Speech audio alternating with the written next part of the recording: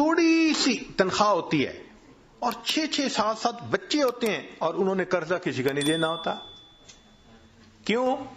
کہ کبھی ڈاکٹر کے پاس جانے کی ضرورت ہی نہیں. اور کئی لوگ ایسے ہیں کہ ماشاءاللہ ہیں بھی کروڑوں پتی اور اگر پوچھیں تو قرضے بھی کروڑوں کے ہیں.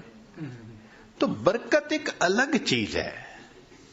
ہمیں ایک مرتبہ رشیا کی ایک ریاست میں جانے کا موقع ملا تو صاحب خانہ نے بکری ذبح کی اور اس کو انہوں نے بھون کے سامنے رکھ دیا.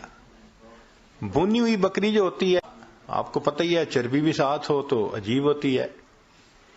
خیر جب کھانے کا وقت آیا تو ہم نے دیکھا کہ جن برتنوں میں انہوں نے وہ رکھا ہوا تھا نا گوشت، وہ نیچے چربی پگھلی ہوئی تھی اور چربی ساتھ بھی لگی ہوئی تھی.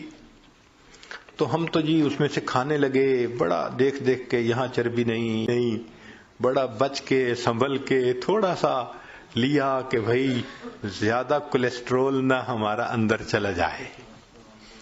ہمارے پاس ایک وہاں کے مقامی بڑے میاں آ کر بیٹھ گئے اور اللہ کی شان کہ انہوں نے آ کے کھانی ہی چربی شروع کر دی.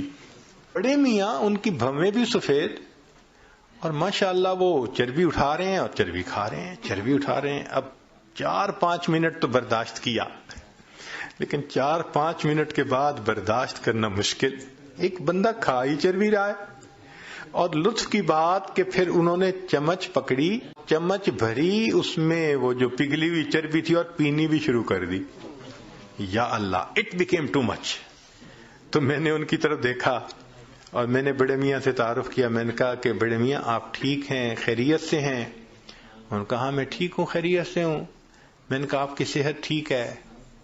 کہ میری عمر اس وقت تقریباً 82 سال ہو چکی ہے. میں نے اپنی پوری زندگی میں کوئی میڈیسن کی گولی اپنے منہ میں نہیں ڈالی.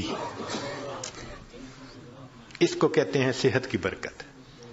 کہ 82 سال عمر ہو جائے، بندہ 82 سال میں ایک ٹیبلٹ بھی کبھی منہ میں نہ ڈالے.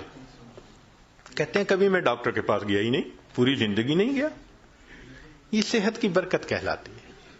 ہمارے حضرت مرشد عالم رحمت اللہ علیہ 90 سال کی عمر میں ان کی وفات ہوئی. عمر کے دنوں میں حضرت جب خط پڑھتے تھے تو اینک اتار کے پڑھتے تھے، اس لیے کہ قریب کی نظر ٹھیک تھی، دور کے لیے اینک ساتھ لگایا کرتے تھے. اور دور تو 40 سال کے بعد ایجنگ